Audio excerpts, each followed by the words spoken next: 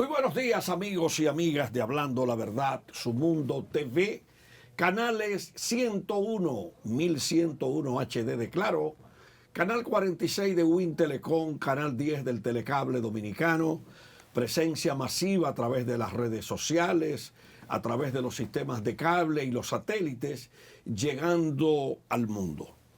Un día muy especial para continuar analizando los temas.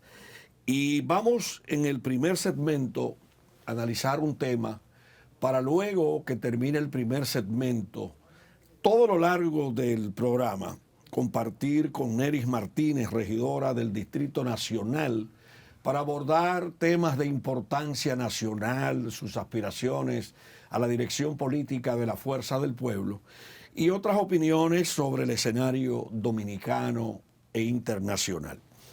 Quiero hacerme eco en la continuación del comentario que hice ayer sobre la necesidad de preservar a los sectores vulnerables de la sociedad dominicana en tiempos de crisis.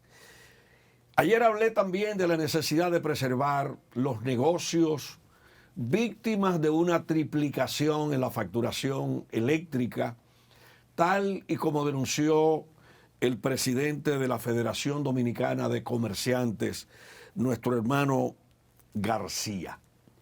Hay que ampliar el tema en este día con un pronóstico que acaba de hacer la directora del Fondo Monetario Internacional, que analiza los problemas de los países, los problemas económicos, y uno de los problemas económicos que también afecta por a nivel de precio en el dominicano es el problema eléctrico que está castigando a Europa con una crisis eléctrica. Pero se sube de tono el análisis económico mundial cuando la directora del Fondo Monetario Internacional advierte al mundo que ha subido el riesgo de la recesión mundial, con potencial a una recesión en los dos primeros trimestres del año 2023 y un trayecto hacia el año 2026. La desaceleración económica, la recesión, no puede verse como un simple titular de los medios de comunicación, sino con un análisis profundo de la interconexión económica mundial. Si esa recesión mundial afecta a Europa, afecta a América Latina, afecta a Estados Unidos y a otras naciones, entonces inmediatamente hay que tomar en cuenta el impacto en las remesas, en los precios a los cuales van a comprar los dominicanos de la diáspora, los productos en el exterior, el tema de la posibilidad de lo que les quede para enviarle a sus familiares en la República Dominicana, y cambiaría el escenario porque el año pasado, que enviaron 10.400 millones de dólares, no sería el mismo escenario con una recesión mundial. Una recesión mundial es lo contrario a la asistencia económica que recibieron los miembros de la diáspora dominicana en Estados Unidos, que sobrepasan los 2 millones en la ciudad de Nueva York y otros estados norteamericanos.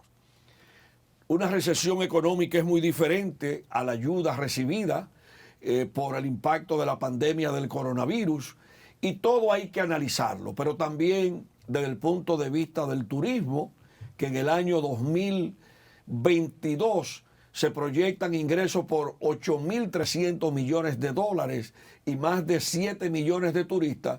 ¿Cuál sería el impacto de esa recesión para el turismo? Pero también para la compra de los productos dominicanos que se exportan al exterior. Pero también la República Dominicana, como uno de los 3 países que más colocan bonos soberanos, también tiene la amenaza de que suban las tasas de interés en el mercado internacional. Pero también con la reducción de la producción petrolera y el encarecimiento del gas natural y todas las materias primas para generar energía eléctrica, como el carbón, también han subido de precios. Llama mucho la atención que a pesar de que el Fondo Monetario Internacional y el Banco Mundial hablan de un valor agregado que pudiera crecer en más de un 10% en el año 2023, simultáneamente se hable de la recesión. Finalmente, anoche estuve conversando con el economista, mi gran amigo Antonio Siriaco Cruz, sobre la situación dominicana. Él escribió en el periódico El Día del lunes 10 de octubre un artículo titulado Una mirada al presupuesto 2023. Y la primera reflexión nuestra, ¿cómo pudiera incidir una recesión económica mundial para cumplir ese presupuesto dominicano de 1.400.000 millones de pesos en el año 2023? Dice Siriaco, y esto es una realidad preocupante, que el gasto corriente sería en ese presupuesto de 87.56%. La única vez, profesionalmente hablando, que conversé con el doctor Balaguer a propósito de un titular del periódico Primicias que motivó un largo encuentro entre el fallecido presidente Balaguer y quien les habla, es que el doctor Balaguer decía que nunca el gasto de capital tenía que ser condenado a la reducción. Y en el presupuesto del 2023 es una pena que solamente aparezca el 12.44% frente a un 87.56% de gastos corrientes, y que haya que buscar cerca de 400.000 millones de pesos para cubrir el déficit y para pagar los intereses de la deuda. La verdad que choca que un país tenga en los últimos años, no ahora, sino desde que comenzaron los presupuestos deficitarios, a tener que buscar dinero prestado para cubrir los intereses de la deuda y cubrir el déficit. Hay que decir que realmente esos casi 400.000 millones de pesos que hay que colocar, no sabemos si van a colocar en pesos aquí, porque el Fondo Monetario Internacional en una ocasión habló de colocar altas sumas de bonos en pesos en vez de dólares. Si se buscan en el mercado internacional, serán más caros con el pronóstico del Banco Mundial y del FMI. Pero también aquí, localmente, las tasas de interés están aumentando. Y el Fondo Monetario Internacional dice que esa mezcla de reducción de la actividad económica con una posible recesión, más el incremento del petróleo, el incremento de las tasas de interés, es una mezcla un poquito peligrosa para el mundo. De todas maneras, la República Dominicana y América Latina que se preparen ante la posibilidad de una recesión, porque hemos tenido demasiados problemas con el COVID. Amanecemos hoy con el tema del incremento escandaloso de los casos de dengue, apareció la viruela del mono y no se sabe lo que pueda aparecer, porque las enfermedades aparecen sin nadie esperarlas.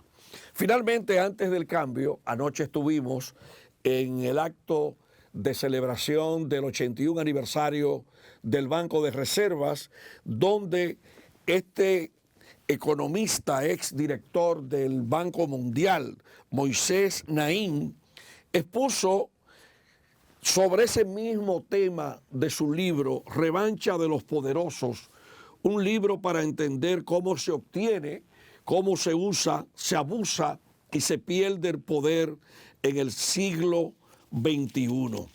Los capítulos que tiene este libro realmente merecen una lectura, entre los cuales está un mundo seguro para la autocracia, el poder empresarial permanente o efímero, antipolítica, La autopista al populismo y muchos otros capítulos de mucho interés. Así que felicitamos al Banco de Reservas y fue una conferencia muy interesante que abordó lo que ocurre entre Rusia y Ucrania, lo que ocurre entre China, Taiwán, Estados Unidos, lo que ocurre en Europa y temas económicos, políticos y sociales de gran calibre. Así que Samuel Pereira y el Banco de Reservas merecen una felicitación por los 81 años del banco y además por este contacto directo entre medios de comunicación, representantes de amplios sectores de la vida nacional, con el señor Moisés Naín y con el alto mando del Banco de Reservas. Así que felicitaciones. Vamos al primer cambio e inmediatamente vamos a conectar luego de este cambio con Neris Martínez, regidora en el Distrito Nacional, aspirante a la dirección política de la Fuerza del Pueblo. Uno de los grandes logros de la sociedad dominicana lo quiere analizar en este momento Hablando la Verdad, Su Mundo TV.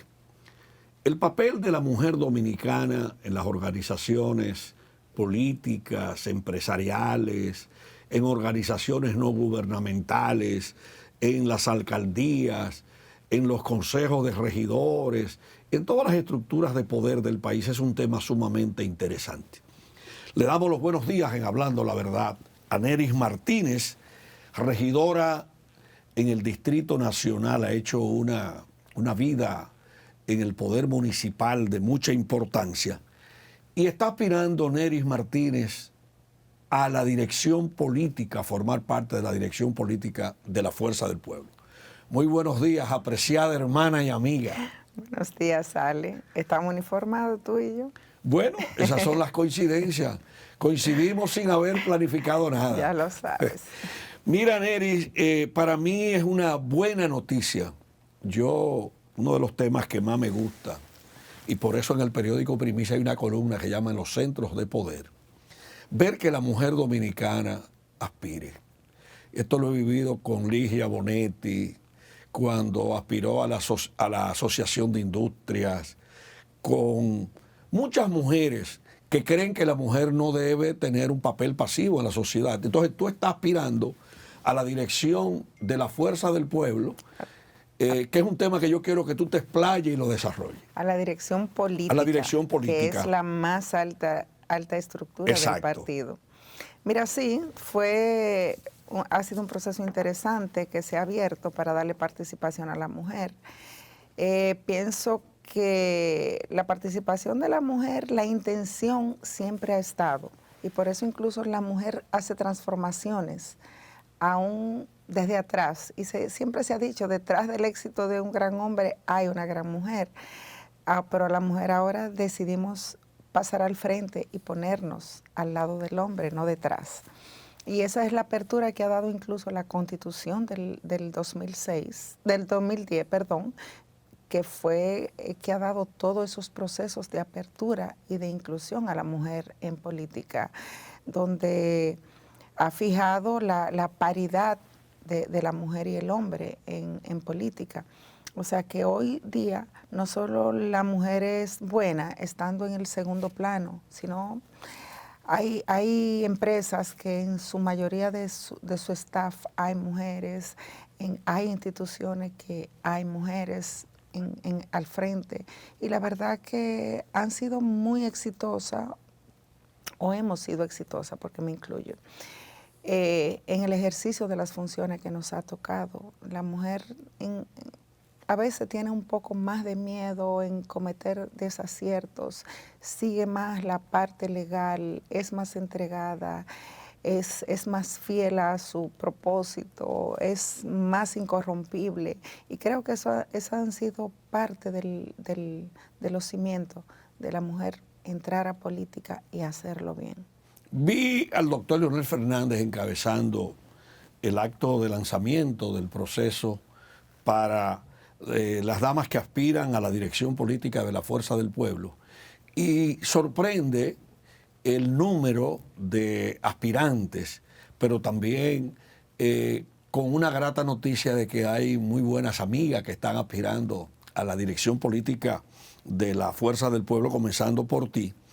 Realmente la vida municipal, que es un poder, el poder municipal a través de los consejos de regidores y siendo la balanza con los alcaldes y las alcaldesas, realmente motiva esas aspiraciones, fortalecen esas aspiraciones de Nery Martínez a la dirección política de la Fuerza del Pueblo.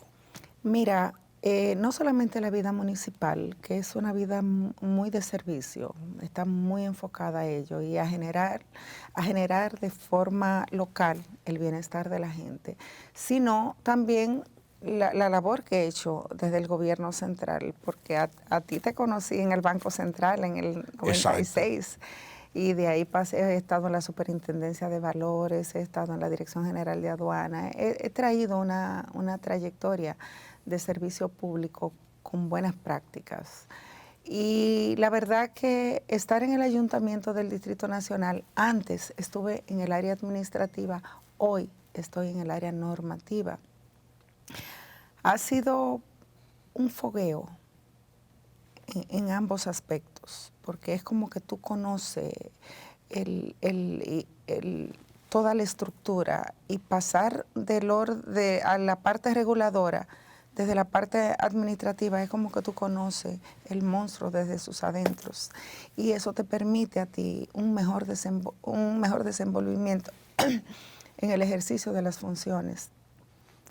Pero a decir verdad, en esa exposición de esas 100 mujeres, que sí me parece un número desbordado para sacar 20, lo que anula un poco la posibilidad de que las 20 salgan en una primera vuelta. Pero bueno, saldrán o las que tienen suerte, o las que tienen condiciones, o las que los miembros de la dirección central y política elijan de acuerdo a su trayectoria, a la meritocracia, a la dedicación al partido. Hay un grupo de mujeres de esta que hemos sido fundadora del partido. Por ejemplo, yo fui electa por el partido Fuerza del Pueblo y fui la primera mujer regidora aquí en el Distrito Nacional. De 29 candidatos fui la única que ganó en la circunscripción 1, que es la circunscripción más difícil. Y eso probablemente me lo dio haber tenido una trayectoria municipal de muchos años en buenas prácticas.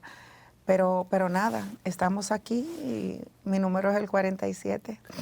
Bueno, con ese número 47 se sella una aspiración de una persona que realmente tiene el reto y quizás la Fuerza del Pueblo tenga la necesidad de darse cuenta, de comenzar a evaluar, por ejemplo, factores de cómo tú ganaste esa regiduría trabajando con la mujer en el Distrito Nacional, pero además con esa experiencia... Con la mujer y los hombres. Bueno, pero estamos hablando en el caso de las mujeres en función de que lo que está ahora es el proceso de la dirección política con las aspiraciones de 100 mujeres. Sí. Naturalmente creo también que en algún momento tendremos que hacer un programa para hablar de la experiencia con los hombres, con los adolescentes, con la gente de nuestros barrios. Pero en este caso, por ejemplo, esa experiencia que llevaría Nery Martínez trabajando con la mujer del Distrito Nacional, que es un punto meta de cualquier partido político, pensar en la gran cantidad de mujeres, en la mayoría de las mujeres que trabajan, por ejemplo, en las empresas, el récord de las mujeres por encima de los hombres estudiando en las universidades, en la educación secundaria, en los emprendimientos. Realmente eso nos motiva un programa de ideas a Nery Martínez para llevárselo a la Fuerza del Pueblo de manera gratuita, simplemente por el trabajo político con esa base social. No, claro, y prueba de eso es incluso que el partido Fuerza del Pueblo en su último congreso que hicimos, profesor Juan Bosch, creo que es el único partido que tiene una estructura externa. Tiene la Secretaría de la Mujer y tiene un movimiento que se creó como estructura del partido que se llama Movimiento de Mujeres Pueblistas, que es donde pueden entrar todas las mujeres, sean o no miembros de un partido, desde el sector empresarial, desde la ONG, porque no es secreto para nadie que hay muchas mujeres que quieren servir, que les gusta participar, pero que no quieren ser miembros de un partido, de un padrón electoral en ningún partido, pero quieren involucrarse al trabajo. Y eso se ha dado en esta apertura, a esto se le ha dado apertura a la fuerza del pueblo. O sea que no solo somos un partido de inclusión, sino que somos un partido vanguardista. Se hizo en la mujer y se ha hecho también en la juventud. Se crearon dos estructuras de fortalecimiento a la mujer y a la juventud, que es mucho de lo que no se le da acceso a la política. Tú sabes que en los gobiernos del PLD me llamó la atención la creación de un cargo, que yo creo que es un tema clave para todos los partidos políticos de la República Dominicana, y es, crearon el cargo de director de gabinete en los ministerios. Creo también que en los tiempos de Hugo Veras en el ayuntamiento, Hugo Veras creo que tenía ese cargo, y Andrés Navarro también creo que lo tuvo, pero después Andrés Navarro lo tuvo en Obras Públicas y luego salió de ahí como ministro de Educación y después canciller de la República. Qué raro que los partidos políticos no han creado la figura del gabinete de la mujer dentro de los partidos. Mira, lo que pasa es que el tema de crear gabinete, en muchos casos, es una contrarreforma a veces a la ley y crearlo por decreto. En el caso del gobierno del PLD que lo hizo dentro de la estructura de gobernanza, no lo hizo como una contrarreforma, que fue el que se hizo con el caso de Hugo Veras, que fue una posición que se creó para Hugo Veras, donde estaba Macarrulla, y lo pusieron a él, que pasaría como secretario del ayuntamiento a ocupar esta posición, con lo cual en mucho intento hizo el intento de quedarse como secretario general y como jefe de gabinete. Pero ahora él se fue al Intran y no han puesto un jefe de gabinete, lo que quiere decir que él está haciendo la función de jefe de gabinete y está haciendo la función del Intran, lo que quiere decir que eso fue un soberano disparate, lo que se creó, el gabinete de transporte, porque no está haciendo sus funciones, porque eso fue una contrarreforma a la ley 6317, que no tenía ningún sentido, porque las leyes son claras, precisas, y sus reglamentos establecen la forma de cómo aplicarlas. Bueno, lo que pasa es que somos un país muy especial, que dependiendo de a quién vamos a nombrar, le vamos a crear una posición específica. Pero yo creo que... No, pero en el caso de Hugo Veras, donde quiera que él ha estado, ha tenido las mismas funciones, porque desde el Ayuntamiento del Distrito Nacional como secretario, a lo que se dedicó fue a generar, estaba manejando los corredores, conjuntamente con el gobierno central. Pasa a ser jefe de gabinete. Bueno, desde el ayuntamiento hizo el corredor de la Churchill. Desde su posición de jefe de gabinete hizo el corredor de la Charles de Gaulle. Pero como no podía actuar tan libremente, ahora desde el Intran pretende establecer los demás corredores y pares viales, como es el de la Abraham Lincoln y el de la Winston Churchill, cambiarle el sentido, que es un tema que tenemos en los tribunales nosotros, porque son proyectos que él pretende hacer sin estudios. Entonces, la ciudad no se maneja así. El tránsito, para tú hacer modificaciones, tú tienes que tener estudios, tú tienes que tener aforos, tú tienes que tener simuladores, software de simulación, para tú saber cómo el tránsito se va a comportar luego de que tú hagas los cambios. Y te puedo decir en el caso de él, que a veces usa mucho la teoría del caos. Desde el ayuntamiento, él hizo transformaciones haciendo cambios, un proyecto piloto de 42 vías, que yo le sugerí que lo hiciera como un proyecto piloto, pero no se ha revisado ese proyecto para ver su efectividad.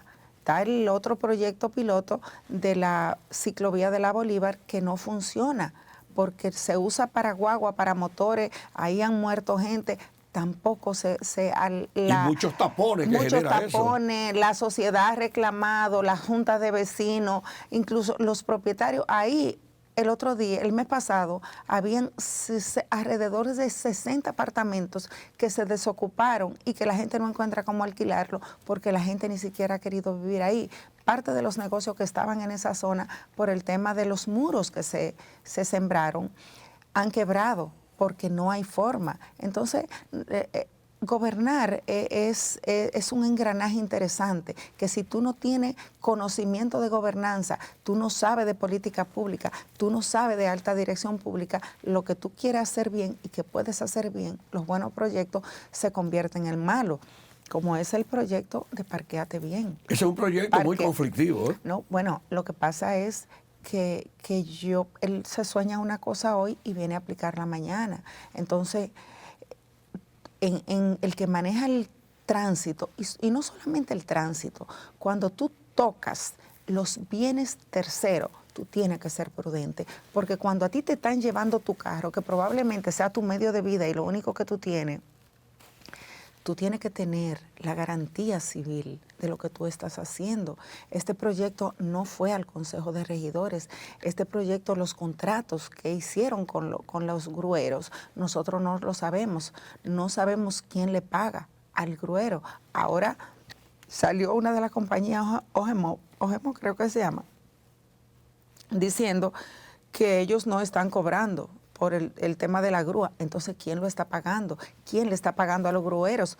No sé si es el ayuntamiento, no sé si es el Intran, o no sabemos si es DGCET, no sabemos si eso estaba presupuestado, cómo lo están ejecutando. Entonces, son los temas que donde tú sientes como que no hay transparencia. O sea, evidentemente, los alcaldes son los que regulan el tránsito y los espacios públicos de su demarcación, y solo la ruta interurbana la maneja el Intran. La alcaldía tiene 126 artículos conjuntamente que coinciden con la ley del Intran, lo que quiere decir que tiene que haber un trabajo constante.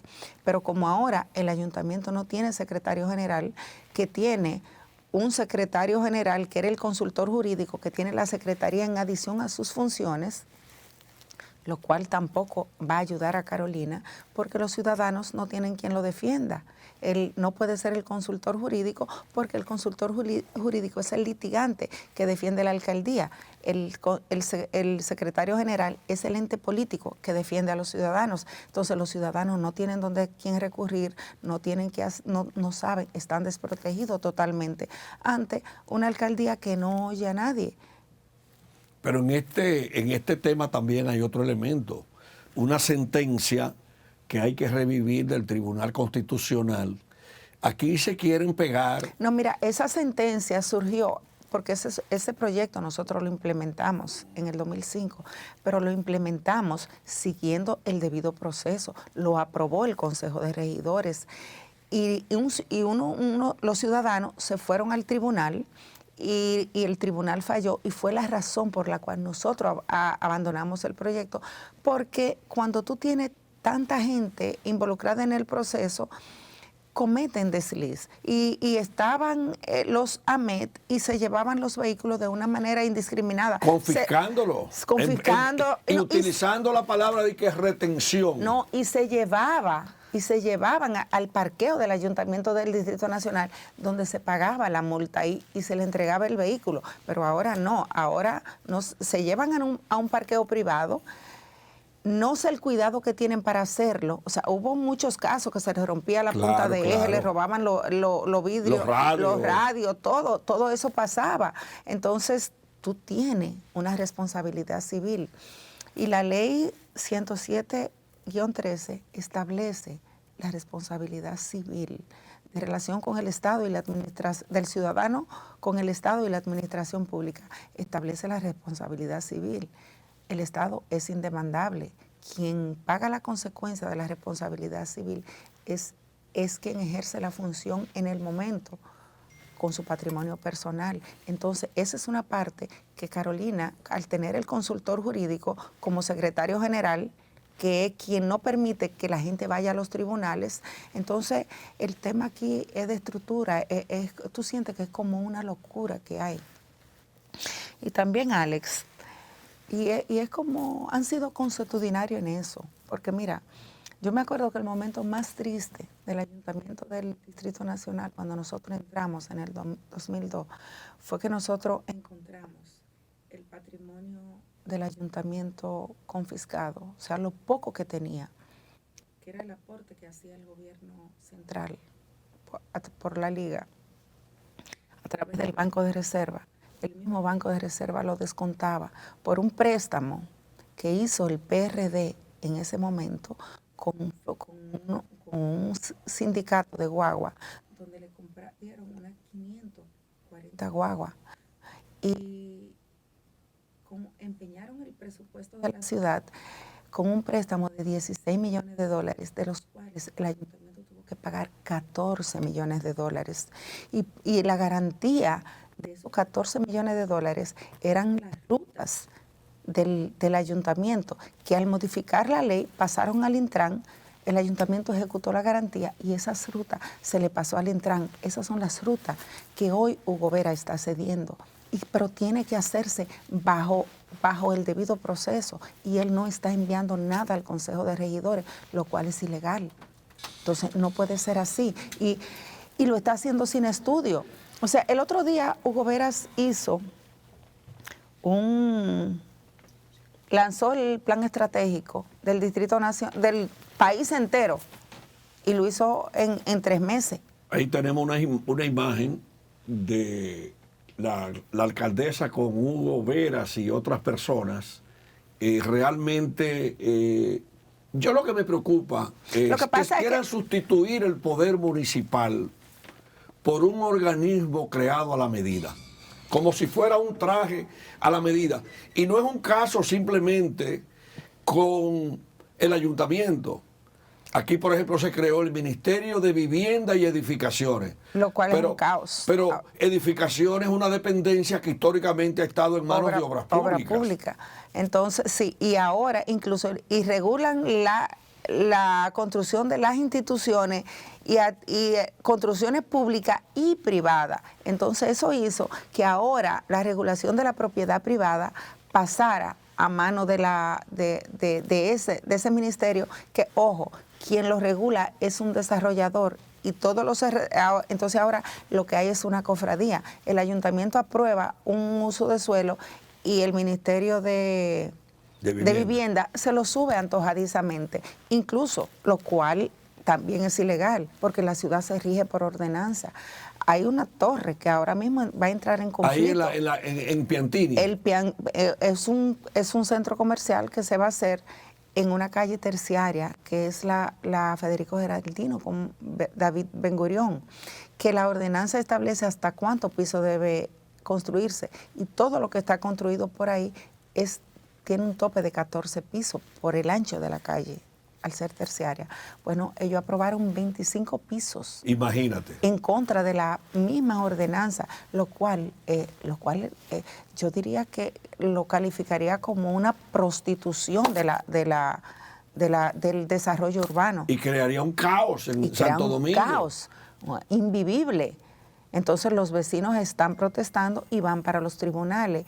Y lo penoso de esto es, Alex, cuando una obra va a los tribunales, y es lo que la gente no advierte.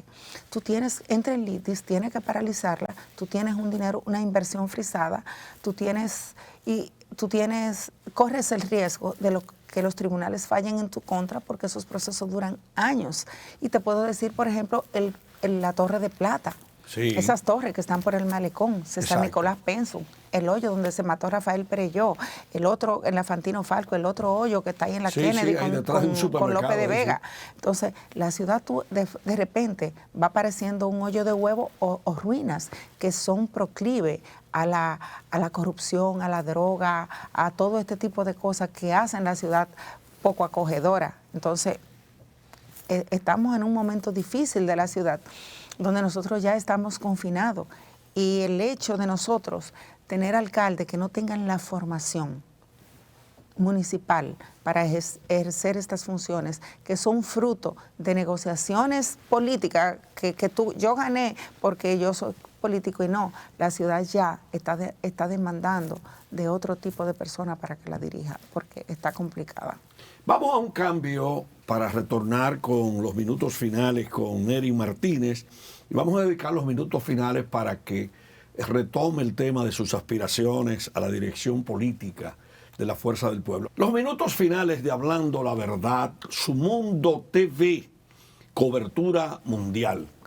Nery, yo quiero que tú le recuerdes al país por qué tú aspiras a la dirección política de la Fuerza del Pueblo. Mira, Alex, yo creo que en la vida la gente en su diario vivir tiene las mismas herramientas para hacer cosas. Si a ti te dan bloc, cemento y varilla, tú puedes construir un templo, puedes construir una taberna o puedes construir una ruina. Yo pienso que yo pertenezco al partido que construye templo con los mismos elementos. Entonces, me gustaría ser parte de esta estructura, no solamente porque tengo ya un know-how en lo que es la creación de políticas públicas, y te puedo citar algunas. O sea, hay una que a mí me llena de satisfacción y fueron las funerarias municipales, un proyecto que yo concebí. Muy solidario. Ese proyecto de política pública fue un proyecto mío que lo desarrollé conjuntamente con don Roberto, que le doy gracias por haberme permitido desarrollarlo. Igual hubo otro proyecto que fue muy exitoso, que fue la alfabetización de los obreros de limpieza, que habían unos 500 obreros que firmaban su cheque con una cruz porque no sabían leer y escribir. Un día yo lo convoqué a todos y le pregunté, mire, ¿quiénes de ustedes no saben leer ni escribir? Y todos se me quedaron con los brazos cruzados. Y después le hice la pregunta diferente, ¿a quiénes de ustedes le gustaría poner su nombre en su cheque? Y todos levantaron la mano.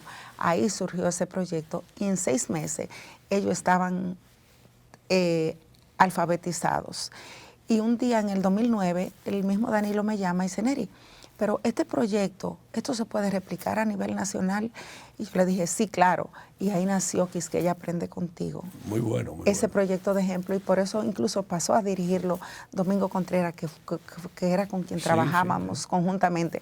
Entonces, vale la pena construir, y es desde los partidos políticos, desde donde se concibe la base para uno crear una mejor sociedad, sobre todo cuando son partidos políticos que tienen opción de poder, como lo es la Fuerza del Pueblo.